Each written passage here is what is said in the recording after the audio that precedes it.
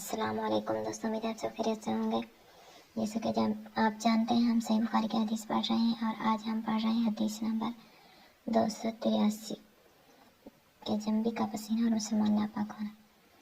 ہم سے علی بن عبداللہ مدنی نے بیان کیا، کہا ہم سے یحییٰ بن سعید قطان نے کہا ہم سے حمید طویل نے کہا ہم سے ابو بکر بن عبداللہ نے ابو رافع کے واسطے سے انہوں نے ابو ہریرہ سے سنا کہ مدینہ کے کسی راستے پر نبی کریم صلی اللہ علیہ وسلم سے ان کی ملاقات ہوئی۔